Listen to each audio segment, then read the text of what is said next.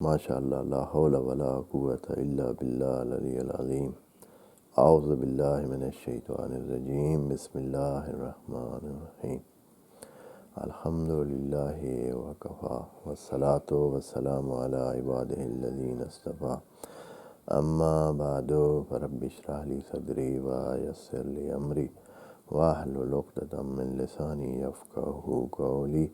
وقل ربي أدخلني مدخل صدق وأخرجني مخرج صدق واجعل لي من لدنك سلطانا نصيرا بسم الله وبالله وتوكلت على الله. In the name of Allah, the most compassionate, the most merciful. Verse number 164. We continue to explain that, and we had started it in the session before. First we recite this verse together, and then inshallah we try to continue our explanation process. أعوذ بالله من الشيطان الرجيم بسم الله الرحمن الرحيم إن في خلق السماوات والأرض واختلاف الليل والنهار والفلك التي تجري في البحر بما ينفع الناس وما أنزل الله من السماء من ماء فأحيا به الأرض بعد موتها وبث فيها من كل دابة وتصريف الرياح والسحاب المسخر بين السماء والأرض لآيات لقوم يعقلون. صدق الله العظيم. As we have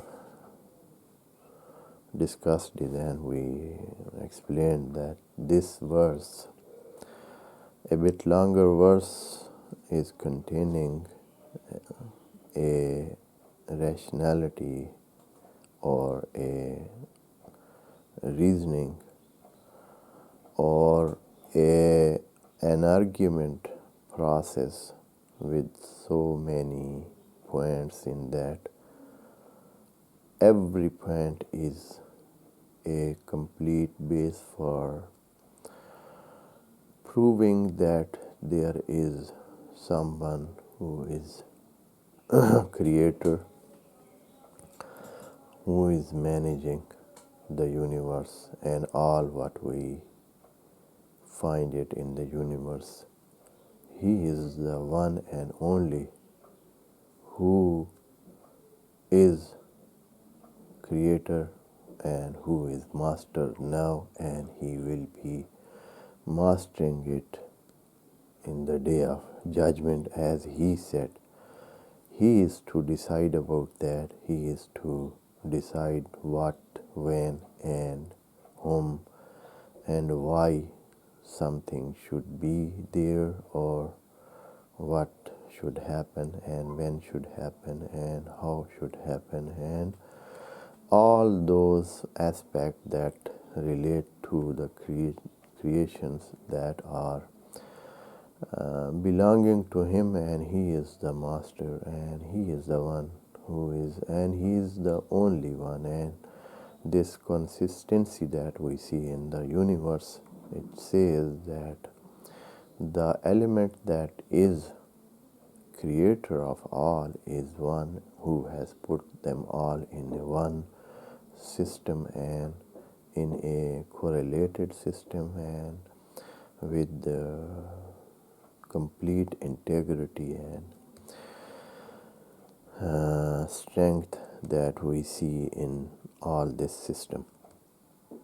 Allah is starting from the biggest two items that a man can see when he opens his eye, and that is heavens or skies and the earth. These 2 points or those 2 things are those that they are very obvious and they are manifest, and nobody can miss them at all. Even if somebody has no knowledge and he is just a simple and naive man, he can also see them, watch them, find them, and up to a level he can consider about that and see how it is and who should be one that has created this and how this thing appeared and how it was created, whether there was someone that created that, or this happened just as an accident. That is what Allah is starting with, and now He is continuing, and then things that are happening in the heavens and earth. The first other thing which is very obvious and man encounter with that and he finds in his life is that a clear one, even if he is not moving from his place, even he is still his place where he was born, and he has not traveled, and he's not going to work, even he is just alive, he will find around him these things are happening, and someone is managing them, and they are so fixed and so correct that nobody can miss them, and that is waqtilaf al-layli wan-nahar. O man, see that how this night and day alternate with each other. One comes and the other goes, and how they are adjusted and how they are fixed and how they smoothly exchange with each other and they enter to each other, and how they happen that there is night, and with the coming of sun and rising of sun from a certain place, from a corner from the horizon of this earth, we see everything, and the night that and the darkness that was there is gone, and that is happening every day, and that we have that fixed system, and with this fixation of the system, Allah facilitated that man can arrange all those his life and all things that are in a certain condition of timetable and in a framework, and everything is just correct and on time. Allah is telling man that, oh man, pay attention, see what is going on, do not be heedless, do not ignore them, do not be of those who are not pondering, not thinking, not seeing, not watching, and not paying attention. They are just like animal or beast that they don't understand what is the price of things that are happening, and what is the value of those things which are happening and how they are happening. Oh man, you are not like a beast or beast of burden and animal that you cannot understand, or you do not think about the incidents and about the things that they are around you. Allah is telling that pay attention. Inna fi khalqis samawati wal ardh. First he said that in the creation of heavens and earth, and then waqtilaf al-layli wan nahar, and the exchange of this night and day, that they come and go. And here Layl is said before Nahar. Allah named Layl before Nahar because actually the all situation is like Layl, means darkness is all over, and it is the first thing that is existing. And then Allah put a system, and Allah created a system that with the coming of that sun, the darkness goes away, and for a certain time we have light, and we see all around us, and we can find them lightened. واختلاف الليل والنهار, and the coming and going of the night and days. Ikhtilaf means something that comes after another. Also, it means that if there is difference between two things, that is also called ikhtilaf in Arabic. But also ikhtilaf means when somebody comes and then goes from a where, means there is an exchange of coming and going. That is called also ikhtilaf, and means khalfan ba'da khalf, means exchanging the place one by another. That two signs, they are two phrases that Allah took them as a part of His argument and part of His argumentation about proving that, oh man, pay attention, that there is someone who is creator and who has done all those things that you find around you. And do not think that everything is happening like this and that, and with no one to create them. The third phrase Allah is mentioning about is wal fulk. Wal fulk allati tajri fil bahr bima yanfa'un nasa. Since those 2 points which Allah referred to are very obvious and everybody could find them around him without any work or any hardship to take on his shoulder and find them. He can find them. He could find them without any hardship or without any working on for that, without any struggle or without any strive. Now, from this phrase, Allah is starting those things which need some higher position of thinking and the better position of searching and going around and having a position to see how the things are going in the world and how people are living and how they are provided with all those they need and how these things are happening, that the thing that is grown, for example, in a country which is far away from here, maybe 5,000 mile, and things are now available here in this city where they are not grown and they are found here. So how they reached here and how somebody living here can find them very easily and pay the price of that thing and find them and take them and have them and use them. So how that came to be in possibility and how that happened, if somebody ponders upon that and thinks that he should see the map of the traveling that started from very far and now it happened to be here.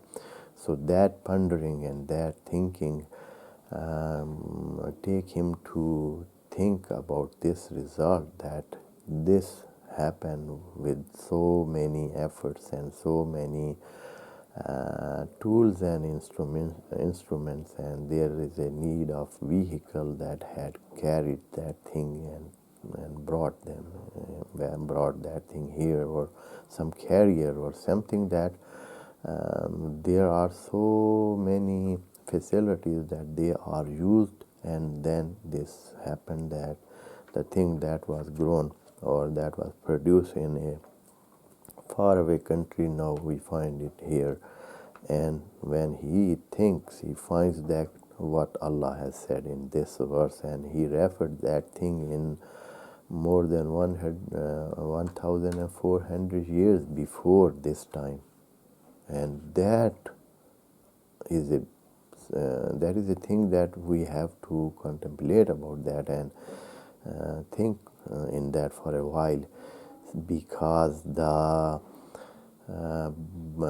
bulk of the trade that is being made on earth and in between the countries and between the continent is mostly done by ships and big big carrier ship that they carry, and they bring very large amount of very tremendous or gigantic amount of things and goods from a place to another place, and that all is done by the sea and by ships and by the ways of ship, and those ships are bringing and taking them from one place to another. And that is what Allah is mentioning that in the holy book of Quran 1400 years before, while at that time it was not like this that we see it today. The most of the trade, international trade, the trade, intercontinental trade is done by the ships, and that is what it is being mentioned here in Quran. And that for so long period, big period before this time, and that is something like a forecast that Allah had told. Though there was at that time too, there was a transaction being made by the ships, and ships were used there, or launches were used at that time too for carrying the goods and things from place to other place, but not at the level, at big level or big as large as now they are being done. وَالْفُلْكِ الَّتِي تَجْرِي فِي الْبَحْرِ, and since this thing is